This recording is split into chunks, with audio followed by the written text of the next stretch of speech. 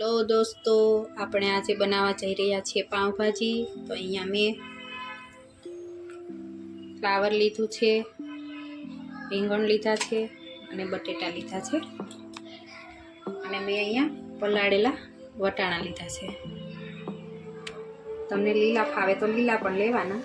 મેં અહીંયા સૂકા વટાણા પલાળી દીધા હતા પહેલાં મેં એ લીધા છે। આનાથી ભાજીનો ટેસ્ટ ખૂબ સરસ આવે છે। તો તમે આ યુઝ કરો તો વધારે સારું। તો હવે આપણે તેને બાફવા મૂકી દઈશું। મેં કુકરમાં પાણી મૂક્યું છે, હવે આપણે તેને બાફવા મૂકી દઈશું।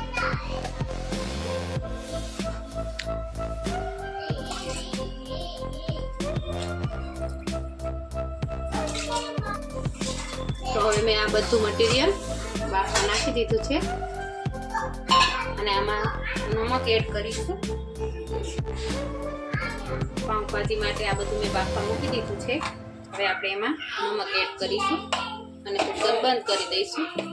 3-4 સીટી થાય એટલે આપણે આ બાફેલું શાકભાજી કાઢી લેવાનું છે।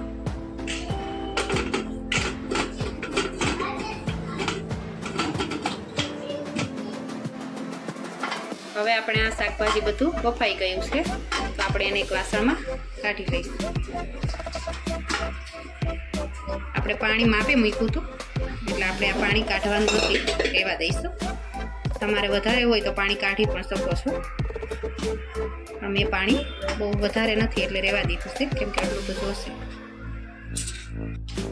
હવે આપણે આ બાફેલું શાકભાજીને છૂંદી નાખવાનું છે આવી રીતે। તો હવે આપણે આ શાકભાજી મસ્ત છૂંદાઈ ગયું છે સરસ રીતે। બસ આવું કરવાનું છે।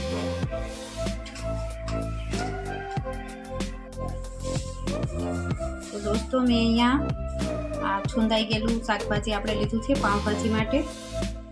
અહીંયા ટમેટા લીધા છે મેં 2 થી 3 નંગ ઝીણા કટિંગ કરવાના, અને કાંદા લીધા છે ઝીણા કટિંગ કરવાના, અને આ લસણ અને આદુ એની પેસ્ટ લીધી છે, અને આપણે આ રસોડાના મસાલા લીધા છે, યમના પાઉંભાજીનો મસાલો લીધો છે। મેં અહીંયા આટલું તેલ લીધું છે, કેમ કે ભાજી બનાવવાની છે તો આપણે તેલનું પ્રમાણ થોડું વધારે રાખવાનું છે।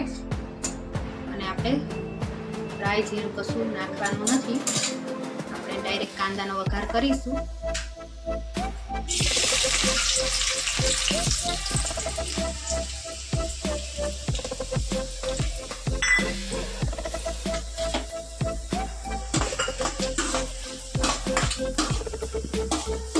કલર ના થઈ જાય ત્યાં સુધી આપણે તેને આ રીતે હલાવતા રહેવાનું છે।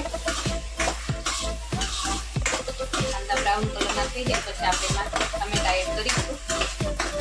ત્યાં સુધી કાંદા અત્યારે હજી પાક્યા નથી, પાકી જાય પછી આપણે એમાં ટમેટા એડ કરીશું। હવે આપણા કાંદા થોડા બ્રાઉન જેવા થઈ ગયા છે, તો આપણે તેમાં ટમેટા એડ કરી દઈશું। આપણે આમાં ભાજીમાં ટમેટાનું પ્રમાણ થોડું વધારે લેવાનું છે।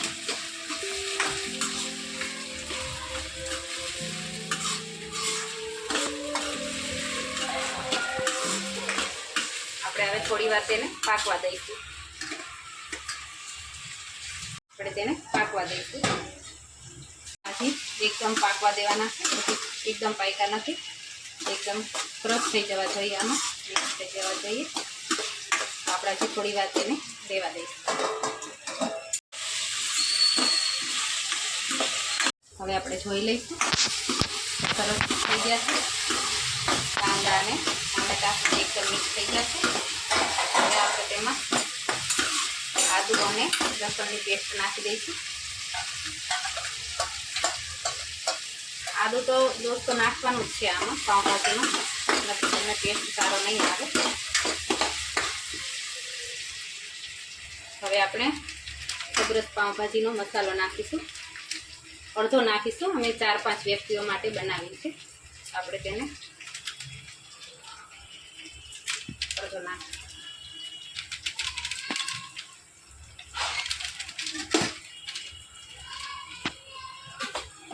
હવે તેને એકદમ મિક્સ કરી લેવાનું છે।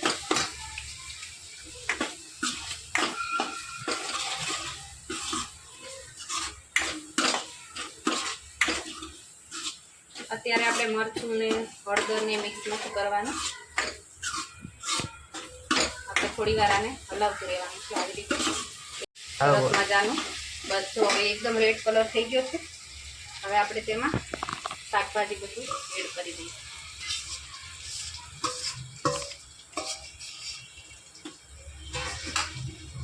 હવે આપણે તેમાં નમકનું પ્રમાણ ઓછું નાખવાનું છે, કેમ કે આપણે બાફામાં નાખેલું છે નમક.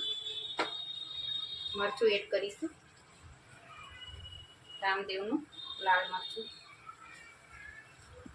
તમે જેવું તીખું ખાતા હોય એ પ્રમાણે તમારે મરચું લેવાનું છે. થોડી હળદર નાખવાની છે અને મેં થોડું ધાણા જીરું એડ કર્યું છે.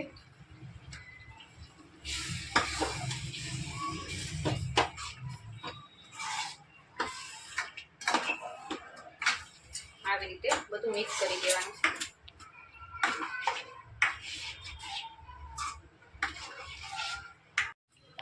આપણે તેને આવી રીતે મિક્સ થવા દેવાનું છે એકદમ.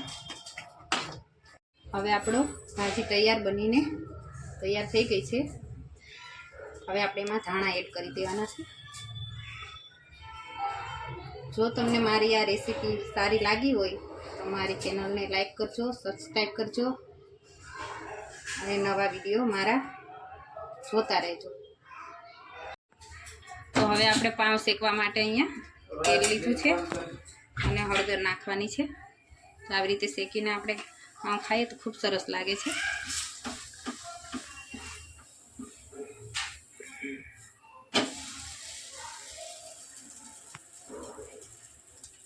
તૈયાર છે આપણી પાવભાજીની ડીશ. તો કેવી લાગી તમને?